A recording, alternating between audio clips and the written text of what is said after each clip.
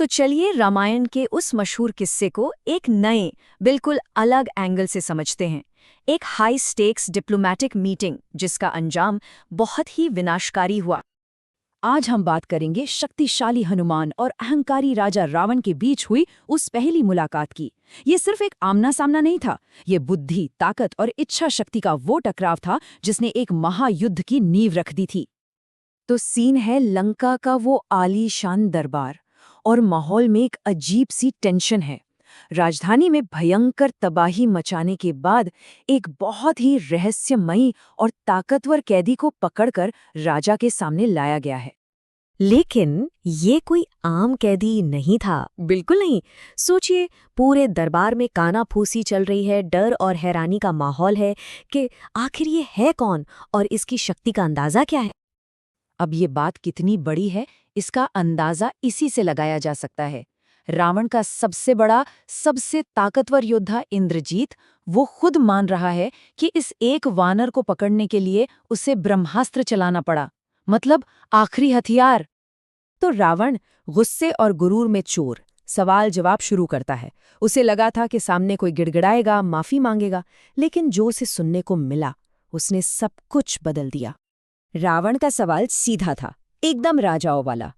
किसकी हिम्मत हुई जो मेरे शाही बगीचे में घुसा, मेरे रक्षकों को मारा? मतलब उसके लिए ये बस एक मामूली जुर्म था। और यहीं पर हनुमान की रणनीति देखने लायक है। वो दया की भीख नहीं मांगते, वो तर्क और धर्म के आधार पर अपने काम को सही ठहराते हैं। कहते हैं, भूख एक बुनियादी जरूरत है और आत्मरक्षा पहला धर्म। मैंने सिर्फ उन पर हाथ उठाया जिन्होंने मुझ पर पहले हमला किया। तो ये सिर्फ एक बहस नहीं थी, ये दो अलग अलग दुनियाओं की टक्कर थी। एक तरफ था एक तानाशाह का कानून और दूसरी तरफ था धर्म, यानी वो सार्वभौमिक नियम जो हर कानून से ऊपर है। और इसके बाद कहानी में आता है वो मोड़ जो सब कुछ बदल देता है।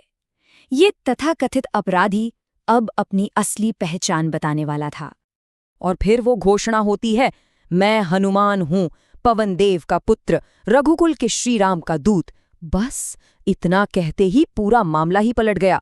अब ये किसी अपराधी की पेशी नहीं, बल्कि एक अंतर्राष्ट्रीय राजनैतिक संकट बन चुका था। हनुमान बिना किसी डर के श्री राम का संदेश सुनाते हैं, एकदम साफ साफ, कि तुमने छल से उनकी पत्नी सीता का अपहरण किया है। उन्हें सम्मान के साथ लौटा दो, अपनी गलती के लिए माफी मांगो। अगर ऐसा किया तो शायद तुम्हारा वंश और तुम्हारा राज इस महाविनाश से बच जाए। अब ये सुनकर रावण का अहंकार तो भड़क उठा। उसने गुस्से में फौरन हुक्म दिया, इसे मौत के घाट उतार दो। लेकिन यहीं पर एंट्री होती है राजधर्म और कूटनीति की। और दरबार में एक बड़ा सवाल खड़ा हो गया। क्या एक राजा, चाहे वो कितना ही ताकतवर क्यों न हो, किसी दूत को, एक एम्बेसडर को मार सकता है?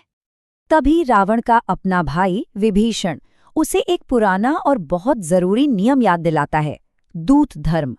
मतलब कूटनीति का वो सिद्धांत जो कहता है कि एक दूत, एक मैसेंजर अवध्य होता है। उसका संदेश कितना भी बुरा क्यों न हो, उसे मारा नहीं जा सकता। ये अधर्म है।